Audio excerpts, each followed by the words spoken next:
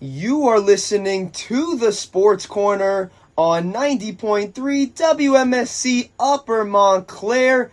It has been way too long. So much has happened, but the boys are back in studio, ready to give you all of the latest news in the sports world. Sebastian Stratton joined alongside Mo Camel and James Gregg.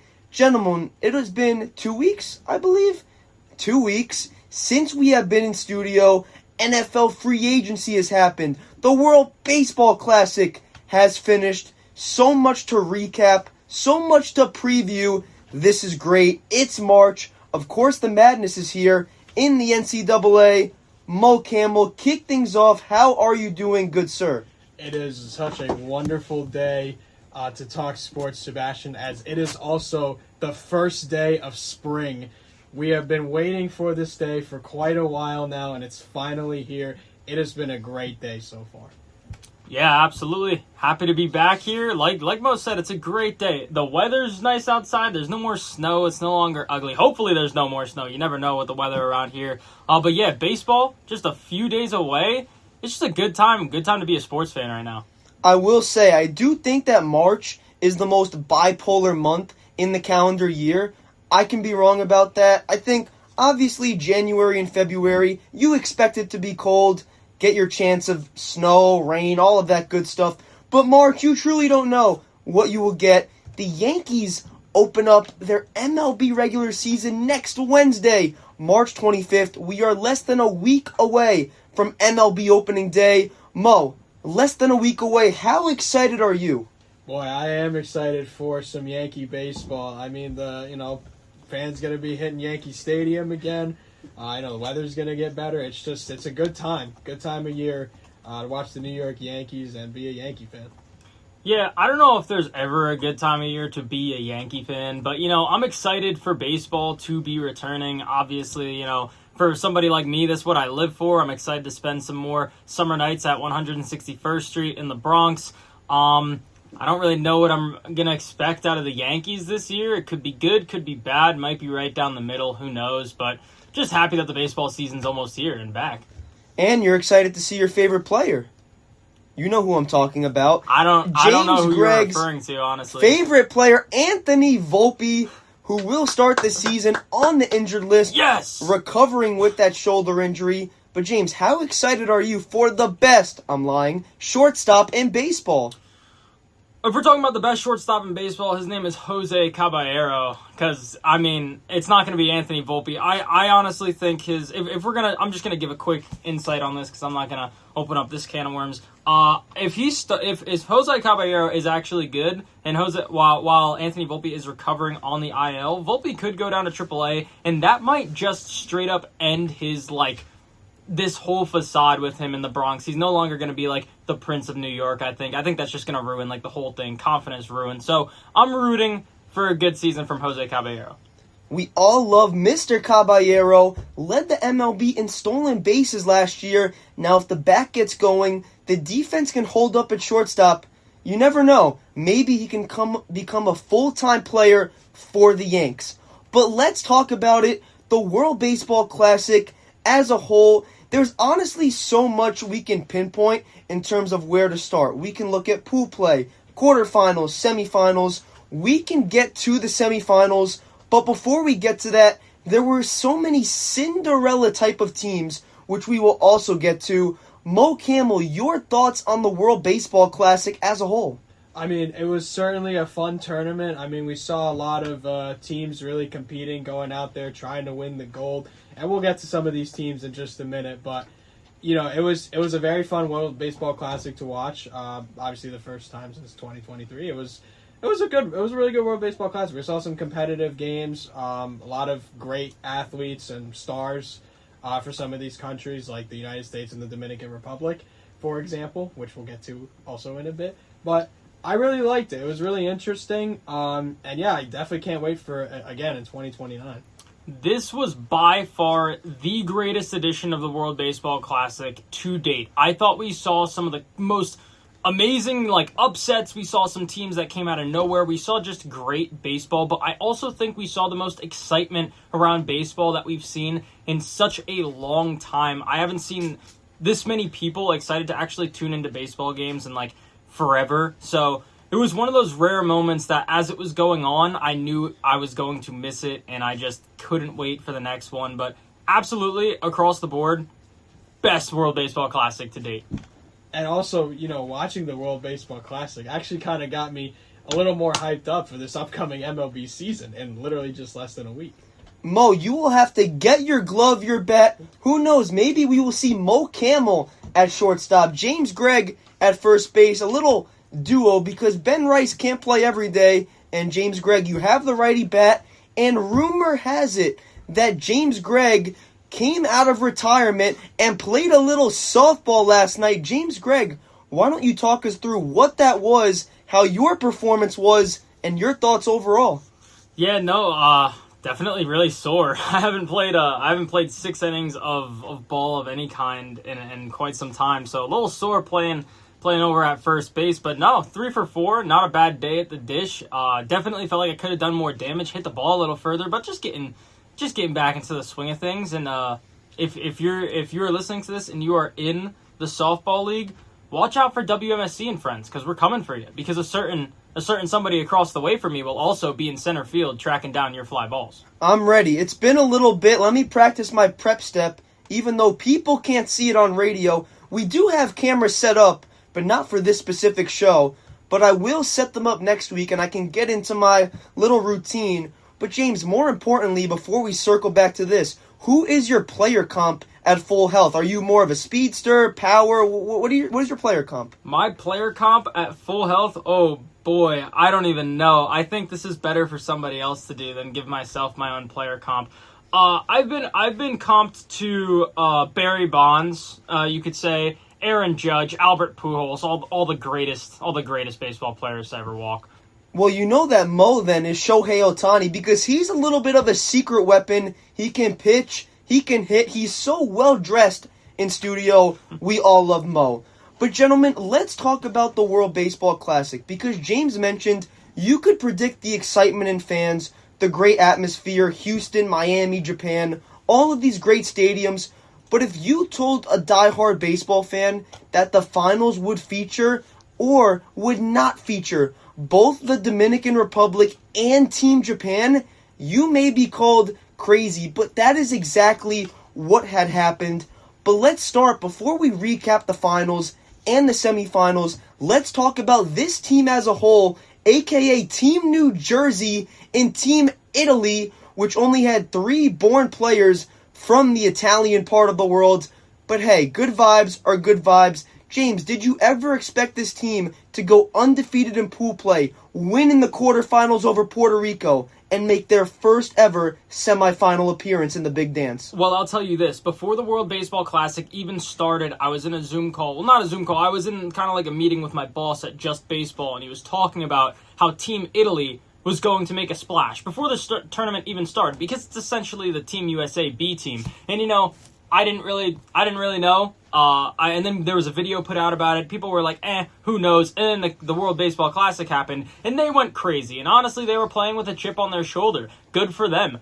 These guys were not Italian, though. I mean, only 3 of them were. It was like, if your last name sounds Italian enough, come along, join the squad. That's essentially what it was. But it was so much fun to watch. They were playing with such excitement. And what else do you want to see after you hit a home run than the team captain, Vinny Pasquantino, giving his teammates a kiss on the cheek and then an espresso shot? What is more Italian and exciting than that? That was just the best thing ever. See, I'm around a lot of Italian people in my life on my mom's side, and I can say a few things. I would say, and I need someone to prove me wrong, 99.9%, if you are full Italian, your last name ends in a vowel. Fisher does not end in a vowel. Greg Weissert does not end in a vowel. So maybe they had some 0.1 Italian heritage, but all in all, great for the country, great for Francisco Cervelli and Jorge Posada on that bench. It's all for good vibes. But this team in Italy, Mo, they were just the Cinderella story like we have in March Madness. Yeah, and I think before I get into my take here, like I think James, I think Sebastian might need to, get his equipment and get his gear ready for 2029 for Team Italy. He should. I should? Should I get ready? Yeah, I think you should. Now, here's something totally off topic. Judge is, he'll be 34 in April. Wow. He would be 36 before the next, 37 before the next World Baseball Classic. How many does he have left? Is it 1 or is it 2? It might be 0, honestly. Really? I don't know if he's even going to play in the next one. It's something you have to think about year by year, especially when you talk about Judge. First of all, how good is he going to be for the rest of, you never know how many years left of this production that he has left. Like you said, 34 years old, kind of already teetering towards the back end. Even if he still goes to 36, 37, he might not want to. I don't know. He might not be allowed to. He might not be healthy enough. We'll have to see. It could be 0, which is why I didn't take a single one of these games for granted, because it might be the only time we see Aaron Judge rocking the Stars and Stripes. So I'm hoping he has at least one more left in him. We can only hope that Mr. Capitan will be returning 3 years from now. But gentlemen, let's jump to the semifinals, not just talking about Team Italy, but the matchup in its entirety. Team Venezuela versus Italy. Venezuela defeated the Italians 4-2. Italy led 2-0 in the bottom of the second. Venezuela came back, made it 2-1 Italy advantage, top of the fourth, and then Venezuela exploded, scored 3 runs in the top of the seventh, and the Italians could not respond, and their Cinderella story was over. Mo Camel, your thoughts from that semifinal game? Yeah, I mean, Venezuela, just like in the quarterfinal, they were behind. They had to kind of play a little bit of catch up, and they were the comeback kids once again. I mean, you go back to the Japan game, they were down 5-2, and then they just exploded and came back and ended up winning that game 8-5. But it just says, you still got a lot of innings. You got, a lot of plate appearances coming. And, I got to give credit to Eugenio Suarez, especially. He had a really good World Baseball Classic, and he's ready to hit another 45 homers probably this upcoming MLB regular season. But, what a comeback. Bullpen really did a good job shutting down that Italian squad, and that's what got them this 4-2 win in the semis. Yeah, no, it's... Yeah, no, definitely. I agree. That was just one of those fun games to watch, because you're watching two teams that, I would say essentially have nothing to lose, although Venezuela was playing for a little bit more, obviously, in this tournament. But you can tell the way Venezuela was just playing baseball after they had beaten Japan, and after they won in the quarterfinals, they were given a spot in the Olympics, and that was huge for their country, and they were really playing for their country. That's the biggest thing when it comes to this tournament. I know we're going to talk about Team USA a little bit more in a little bit, but these guys were really putting on for their country and wanted nothing more than to put on for their country, and it was really serious for Venezuela too. As we're going to talk about the final, they canceled work, classes let out early that day. It was a national event for them to be in the final, so Venezuela was just playing with such a crazy chip on their shoulder, but so was Italy, knowing that they were pretty much the Team USA B team. It was a great clash. It was a fantastic game. And because of the excitement and everything around it, when you are representing an entirety of a country, how can you not let out emotion like these players did? And James and Mo, I do have to ask you, before we move over and recap the other semifinal matchup, do we have an issue with players such as Julio Rodriguez claiming that they would rather prefer and win the World Baseball Classic over the World Series? Well, listen, I think this is a bad question to ask, because it kind of ruins what the World Baseball Classic has become. If all serious baseball fans who really follow the season each year know how much a World Series means, but to some guys, you think about the guys from Venezuela too, who are talking about coming from towns where there's no roads and it's just dirt and there's nothing, and baseball was genuinely their way out. It was their way to save their family, and it was their way to give, everybody that they know a better life. Putting on for their country and giving back to the country that allowed them to get to the point where they're at, you can't really blame them for saying that this means more to them. And a lot of these guys are going to be guys who win a World Series anyway. So, if you're asking me, I'm going to always tell you 10 out of 10 times, World Series means 1,000 times more. Essentially, this is just a tournament. But I can't speak for the players who come from these little towns with populations of less than 10,000 people and just looking for a way out. So that's my take on it. I think I'm going to agree with James. This is like, you're representing your country, essentially. I'm going to keep it plain and short. You're representing your country, and yeah, it just means a lot. I mean, of course, yes, a World Series also means a lot too because it's a championship, but you're also competing against some of the best players in the world, essentially. And that's kind of my take. You're representing your country. You want to go play out. You want to compete. You want to have fun, and give your fans something to cheer about, especially from some of these countries like Venezuela, where, as James said, dirt and small towns. It's their way out, and that's what baseball really brings people together.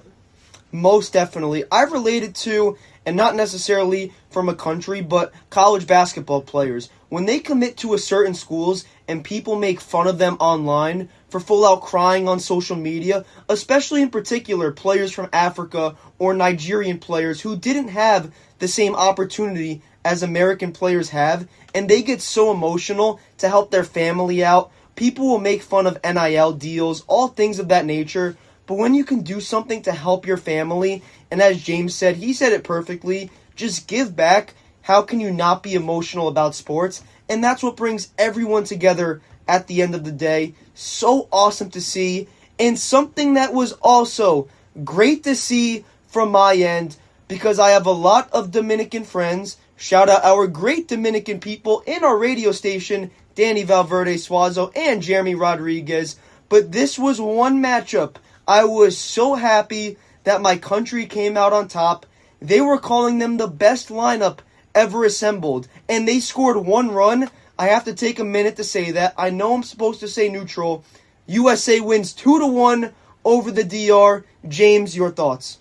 All right, honestly, my truthful thoughts on this was a little bit of a disappointing game. Before the tournament started, I made an in-depth video on how if the U.S. and DR did eventually meet and play against each other, it had the opportunity to be one of the greatest baseball games of all time. I wanted to see like a 15-13 game because it had that potential. These are two lineups that definitely we could have seen some crazy numbers put up on the board. 2-1 wasn't super exciting for me, but it was nonetheless a fantastic game. It was just a pitcher's duel. So it was kind of ironic between the two best lineups. It ended up just being a pitcher's battle. But yeah, no, what a kind of an upsetting loss for the DR with a lineup as crazy as they had, putting up double digits every game that they had, and then came in against the U.S. And obviously they had to face Skeens, but still only one run. Not the greatest look. I'm sure they're pretty disappointed about that. Even I made a video myself also previewing this game, and I kind of similar to James said, I expected a higher scoring game. I predicted like a 7-6 game. That was actually my score prediction for this game. But yeah, no, I mean, we saw a lot of great pitching though. Paul Skeens and Luis Severino. Skeens for the U.S., Severino for the DR. But I mean, I think, and Sebastian, I also want your take on this as well. Like, just the way the game ended was just atrocious. I mean, you have a pitch that is 4 inches below the zone, and the ump's like, "Let me just ring him up real quick and let's go home." I thought that was very disappointing. I mean, I did not have a problem with the U.S. winning. Of course, I'm kind of neutral here, but if I just made a prediction saying the DR will win, but of course I was happy USA won. But it's just the way that game ended was just very disappointing because you had Tatis was the next man up after Perdomo. You would have had 2 on with 2 out, and you would have had a chance to tie, potentially walk it off in the bottom of the 9th inning.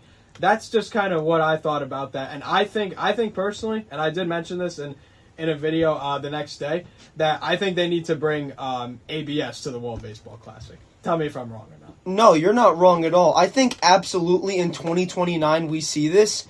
Maybe it was because you have other countries with not a lot of MLB representation, Chinese Taipei, Australia, all of these teams where you don't have a lot, so introducing something that a certain players will use once the regular season comes around and some won't, that could be a reasoning behind it. But I do agree that was atrocious. However, if you are Perdomo at the plate, that umpire, I believe it was Corey Blazer, he was consistently calling that low pitch for a large majority of the game. 100%. And as the game progressed, his strike zone was getting bigger and bigger. Now, I totally disagree with people saying online that because Blazer is an American, that it was biased. He was giving that call both ways. He rung up Will Smith on a terrible strike 3 call, and it wasn't good. So, Mo, you brought up a great point because I totally forgot about the most important part, how that game ended.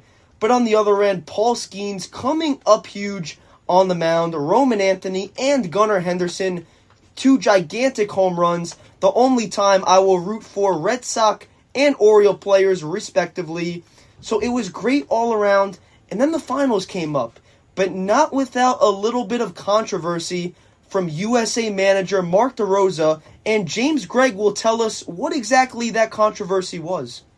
I mean, there's a few, honestly. I think, although he said he would love to manage again, I don't know if he's going to get that opportunity. I think unless I'm missing a second one, this kind of came before the finals when we almost didn't make it to the quarterfinals because after Team USA had played Italy and lost, Mark DeRosa, the Team USA manager, had already thought that the U.S. clinched. And now this is silly because when I saw the lineup with all the studs and stars that Team USA has, and I saw Paul Goldschmidt and Ernie Clement starting in that lineup, I said, this is Aaron Boone reincarnated making this lineup right now. And I was like, there's no way he has to think we have clinched. There's no way he would play these players. And then sure enough, he came on Hot Stove on MLB saying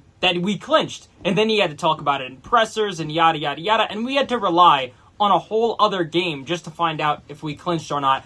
That cannot happen on any stage of professional sports ever. So I think he killed his shot at maybe ever managing again.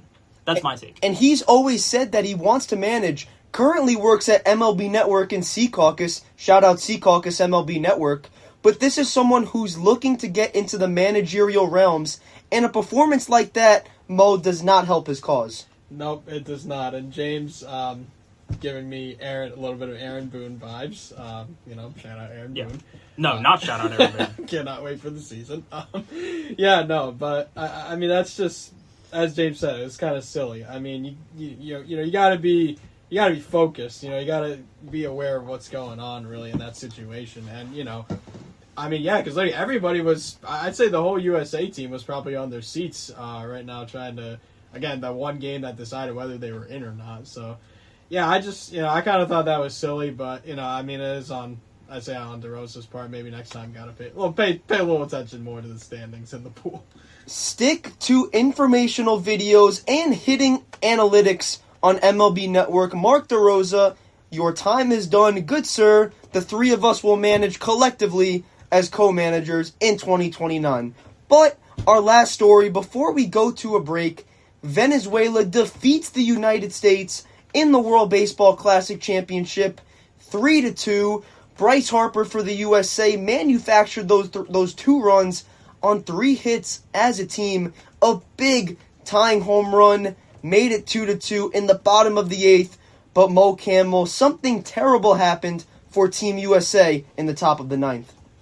Yeah, I mean, just tough. It was a tough loss, but I got to also shout out Eugenio Suarez again. He came up huge, but I think, and I'm going to let James take the reins on this one, but Aaron Judge, 0 for 4.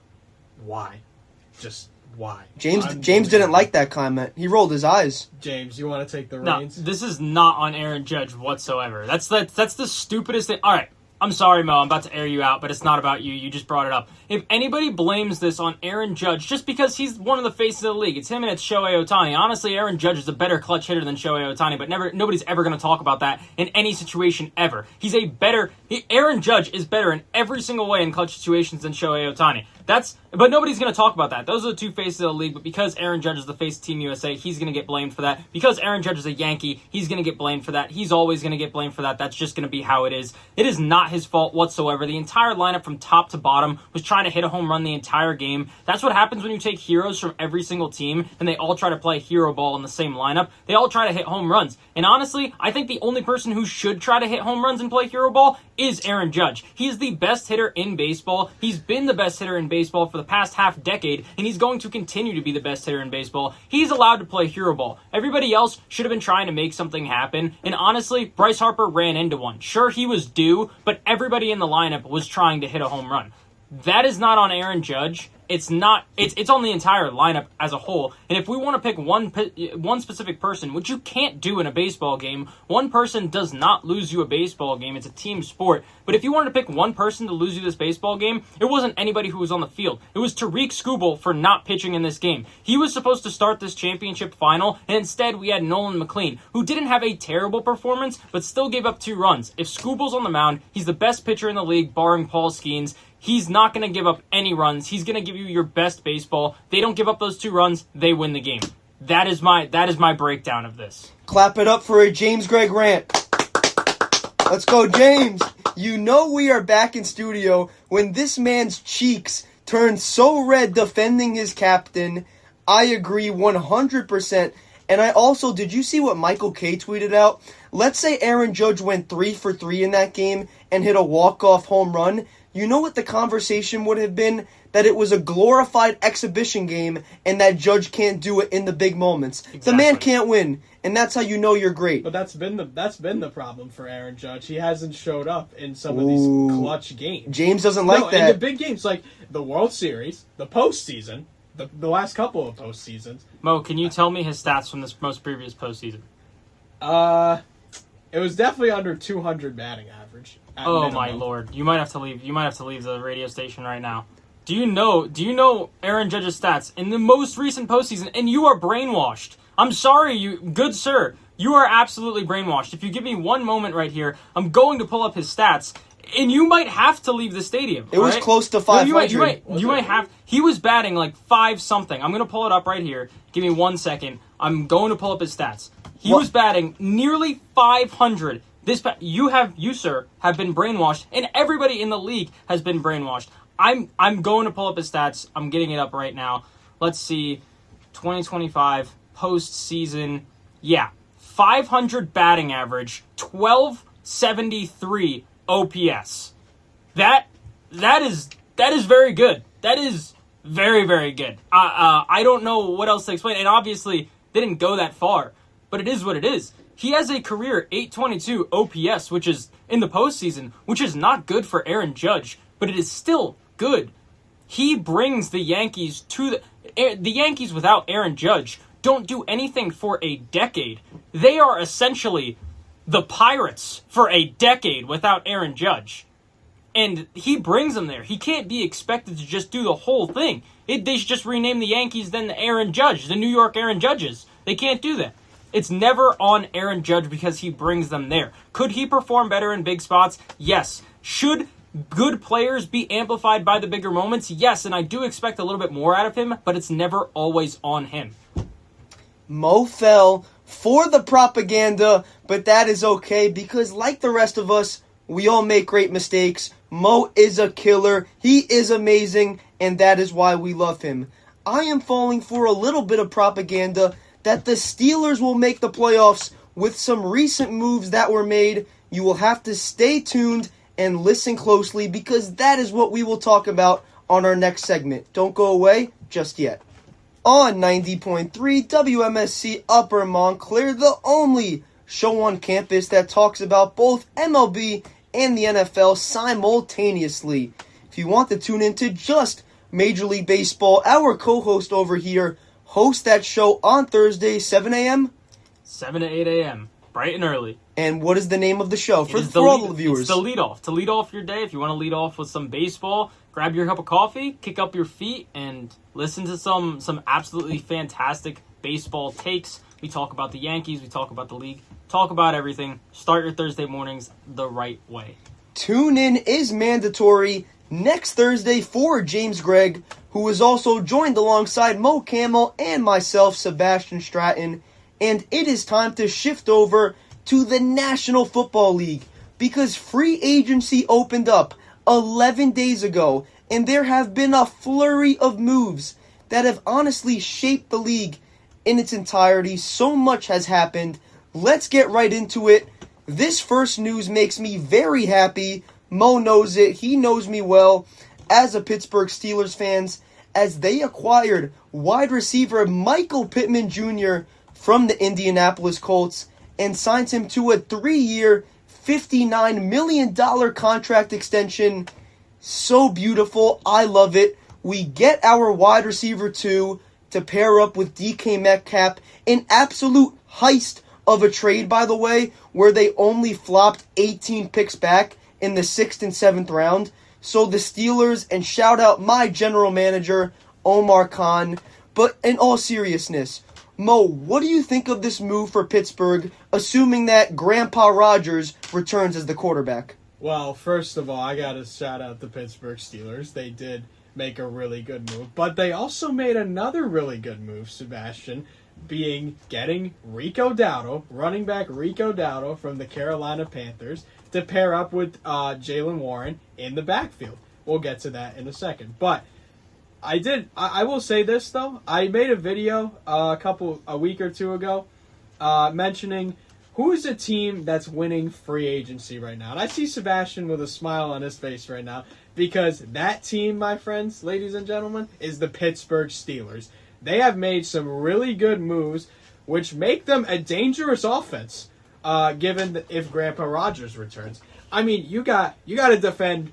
If you're a defense, you got to go up against DK Metcalf, Michael Pittman, Rico Dowdle, and Jaylen Warren in the backfield. That offense is going to give them nightmares, depending on who the quarterback is.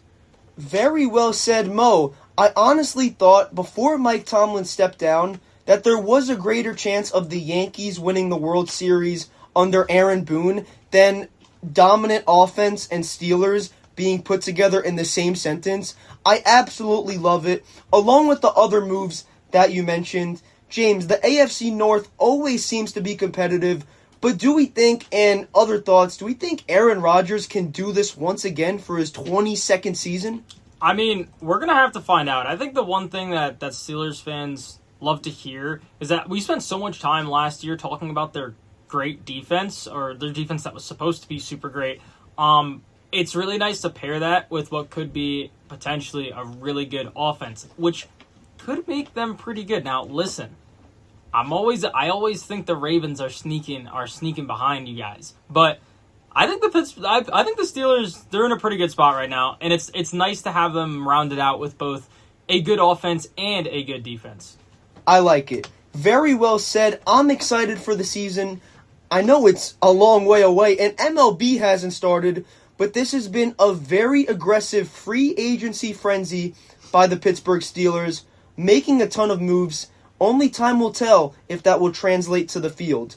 But what did translate to the field all season long, he was the Super Bowl MVP. And when that happens, and you also happen to be a free agent 8 days later, you are bound to make some money in free agency, as Kenneth Walker, not the first, not the second, but like Lorenzo Gonzalez, the third, signed a 3-year contract with the Chiefs, valued up to $45 million, and the Super Bowl MVP returns to Arrowhead, and when healthy, will be paired with Patrick Mahomes at the helm. Mo, this is a Chiefs offense that, although has been so good over the past decade, they have not ranked in the top 15 in total offense since 2022.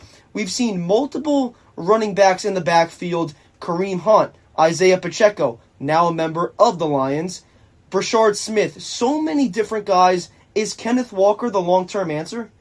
I mean, he was he had a good career in Seattle, of course, being the Super Bowl MVP. And I think if you're a Kansas City fan, you're definitely you probably jumped out of your seat or wherever you were sitting on after this signing, because the Chiefs have needed a running back, I'd say, for a good amount of time. I know Isaiah Pacheco, when he was healthy, he was really good, but then once he came back from injury, he kind of didn't have his best stuff. So I think getting Kenneth Walker is that next step. Now, you probably still need a little bit of offensive pieces. I think they need a couple receivers probably to go along for Patrick Mahomes in the passing game. But really having Kenneth Walker in the backfield, that's a threat right there. And hey, they re-signed Travis Kelce for another year. So they really have a chance to be a good offense this year, adding Kenneth Walker to the roster. No complacency under Andy Reid, although he is a veteran coach, and with Mike Tomlin's resignation, now the longest tenured head coach in the NFL in his 60s, always trying to improve. James, this team always seems to be in the mix, but last year they just weren't. Can Kenneth Walker provide that spark? Do you remember what I called? Do you remember what I comped the Chiefs to this past season when we were talking about it last year? Do you remember who I comped the Chiefs to? I don't remember, and it's hurting me that I don't. I comped them to the 20. I forgot the exact year. It was the 2020 or 2021 Golden State Warriors. Right after everybody thought they were done winning a bunch, they had a super down year and then came back and then won another one. I forgot the years. I forgot the year they won, but it was right in the early 2020s. And that is exactly what's going on right now. I think that was a perfect comp by me. I think we're going to be seeing some Taylor Swift in the playoffs next year. That's not really what I want, and I know that's not really what NFL fans want. They're ready for the Chiefs to kind of go away now, but I don't think they're going anywhere. And this is exactly the type of move that you have to make to, get right back in that mix, because they were definitely not happy with what happened this past season. But I will also say they have a much tougher competition now in that AFC West with the Chargers and the Broncos. Now, the Raiders might be onto something, but still, especially with the Broncos, Bo Nix, hopefully he has a good recovery, comes back healthy next year. They're gonna have. I would be interested in that. The Chiefs and Broncos, both teams fully healthy, going at it. Well, unlike the NFC South, where that division always seems to be a pile of trash, other divisions have that consistency, and for a long period of time, the AFC West has provided that. So very interesting to see what will happen. But there are some teams, when they start free agency and they hire a defensive-minded head coach, the first thing that coach wants to do is solidify the quarterback position. And that is exactly what the man who lives about 20 minutes from campus and is now in South Beach in Jeff Hafley is trying to do with the Miami Dolphins, as they signed quarterback Malik Willis to a 3-year, $67 million deal with the hopes that he will potentially be their franchise quarterback. The former 2022 third-round pick, he has the chance to do so. We saw him in limited time with the Packers, backing up Jordan Love, and when Love got hurt, Willis was injected into that starting lineup. Mo, can he inject some confidence into Miami? I mean, yeah, I think he can, but, I think when it comes to the Miami Dolphins, I got to shout out Mr. Nicholas Albert Supa and that perfect hair of his, because he was not kidding when he said that, we'll get to that in a little bit, but when he said the Dolphins were cleaning house, because that is exactly what they did. And there's another move that was made alongside that, part of a more recent NFL flurry of moves. But James, you pair away trading away Jalen Waddle. You don't re-sign Tyreek Hill. You hire a new head coach. Does Malik Willis have any chance to succeed with his wide receiver one basically being myself? I don't know. I mean, this is just it's one of those things. I guess it's a good move. You got to start somewhere. I'm sure they're not done. I don't think this is just what they're going to just roll out. And if they do, I don't think this is going to be the long haul. I mean, it's definitely a great move. You got to go somewhere. You have to pivot. And after cleaning house, this is essentially, I think, a building block to build on. So with what he's got, I don't know. But, at least it's something to look forward to. I don't even know. It's like look forward to question mark. I don't know. I have some Dolphin friends that aren't really looking forward to anything, but I think this is something to latch onto and at least a building block. Mobile quarterback paired with a dual threat running back in Devon Achane, they have the opportunity to do so. So we will see what will happen.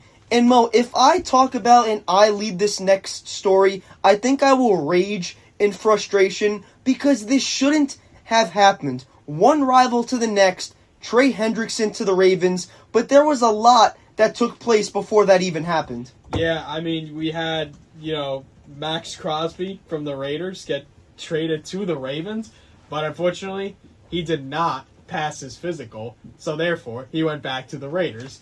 But the plan B for the Ravens was to get Trey Hendrickson from the Cincinnati Bengals. Now, I heard reports that the Ravens were trying to pair those two guys together, Max Crosby and Trey Hendrickson.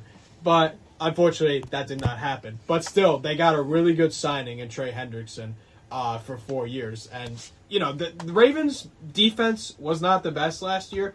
They had a lot of games where they just couldn't stop the run or even the pass. But getting Trey Hendrickson, a Pro Bowler, I think it's a great pickup for them, and it could definitely improve their defense next year. This is a defense that has had their inconsistencies under Zach Orr. James, what do you think about this move? And poor Joe Burrow. Mo, we talked about this. How about the defensive ends that Joe Burrow has to face 6 times a year? I will say this, Joe Burrow, after he probably heard that Max Crosby went back to the Raiders, he was like, oh, I'm probably safe for a second. But then, no, they signed Trey Hendrickson, and then it's back to the size. Yeah. Yeah, the Ravens are such a fun team for me to watch recently because of all the random Steelers fans that are here, and specifically for LG3, our good buddy Lorenzo Gonzalez. He really does not like the Ravens, so it's kind of fun to watch them now because he really doesn't like them. And I think they're such an upsetter team for the Steelers that they could just cause problems for them. So it's just something fun to watch, and this is a fantastic pickup for them to go along with it. Similar to the Steelers when we were talking about it, how the Steelers had they were supposed to have such a great defense, and now they're balancing out their offense. The Ravens always have a great offense, and now they're trying to balance out their defense. Also, this cool little stat right here, he leads the NFL in sacks during the fourth quarter and in overtime since 2019, which is pretty critical for a Ravens team that has struggled closing out games and stuff like that. So I think this is a pretty cool pickup for the Ravens. I like it a lot. Not as a Steelers fan. Don't forget, James, the Steelers, yes, are 10-3 versus the Ravens since 2020. Hashtag owned. Yes, I'm bringing out the hashtag because we do not like the Ravens, as James, Mo, and I do not like the Red Sox. But back on track, this is good. You talk about getting pressure, especially in a division where there aren't a lot of mobile quarterbacks. Joe Burrow doesn't escape a pocket as much anymore because he's torn his ACL. Aaron Rodgers is on a lake somewhere, I don't know where, doing whatever. Fishing, probably. Probably fishing, snowboarding, skiing, you name it, all of that good stuff. The Browns are still figuring out their quarterback situation. They're a dumpster fire, so we don't talk about irrelevant teams. But I like the move. A lot can go well. And you never know what can happen with this Baltimore team under new head coach Jesse Minter. And our last story of free agency, Sean McVay. Shawnee. You give up 31 points, 346 passing yards. You let Jackson Smith and Jigba go for 10 receptions, 153 yards, and a touchdown in the NFC Championship game. And what do you do to your good pal Andy Reid? You take away 2 of his cornerbacks in Jalen Watson and Trent McDuffie. Mo, that is exactly what this Rams team did. They went out there and made a huge trade to up their secondary. What do you think? I think that's exactly what they were looking for. That's probably the pieces that they needed to possibly go back to the Super Bowl. Shout out Earl Spence. But yeah, no, I think the Rams with this I think they have all the pieces to potentially make another run and potentially go to the Super Bowl next year. But I like the move. I think it's a really, they might be an unstoppable team next year. They might be the number 1 seed in the NFC next year with all this team that they have. Took the words right out of my mouth. We're talking about a lot of different things that have been going on during free agency, but this team looks phenomenal. I know Earl Spence is smiling somewhere because I said that, and I don't say that often, especially about LA teams. But this team, I expect them. It's hard to say for me in football who I expect to see in the Super Bowl. I expect them to be in the Super Bowl. This team is really good. So James is calling it. Are you calling a Rams Chiefs, or are we waiting on the AFC team? No, I'm gonna have to wait on it. I'm just gonna say I expect whatever happens with the rest of the NFL. It's always a toss up for me. I never really know, but this team just looks too phenomenal. Like Mo said, they really look unstoppable, and that's a hard word to use, especially in football nowadays. But I just expect them to be in the Super Bowl. I'm just putting it out there.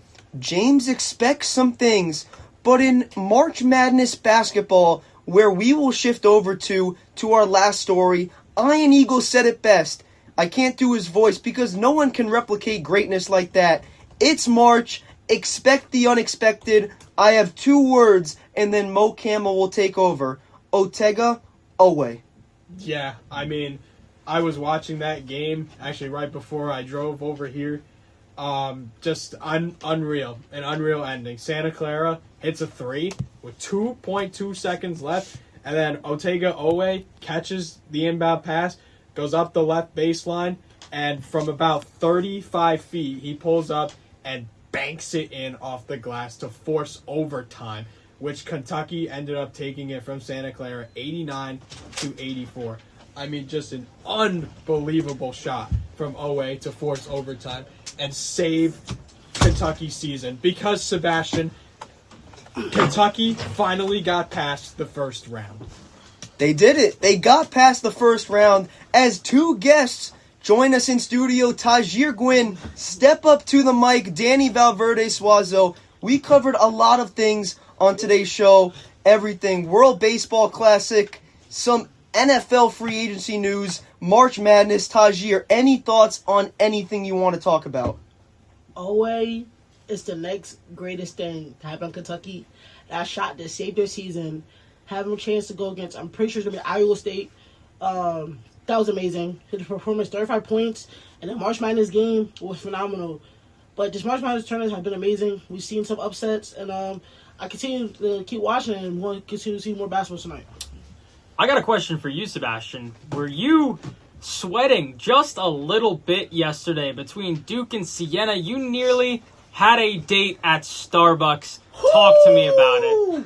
All right, I don't know if I will use that word in particular, but our great Megan Lipscomb, shout out Megan on the radio station. She was so confident that the Siena Saints were going to pull off the upset over Duke, and they just about almost did that. She was onto something. She was onto something. Megan was plotting it up by 12 with half the time left in the second half, but Duke came out on top, and I do not owe Megan Starbucks. However, if Miami, Ohio defeats Tennessee and moves on 2 games to the Sweet 16, Danny Valverde Suazo in studio will get the privilege of buzzing my hair. Danny, how are you doing? I'm good.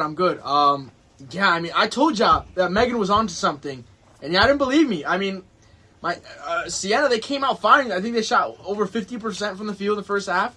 Took a huge dip. I think they shot 25% in the second. So, I mean, when you have your players out there for all 40 minutes, and it's pretty hard to keep up that consistency. But I'm looking forward to Miami. They're going to the Final Four, and I got the Clippers ready.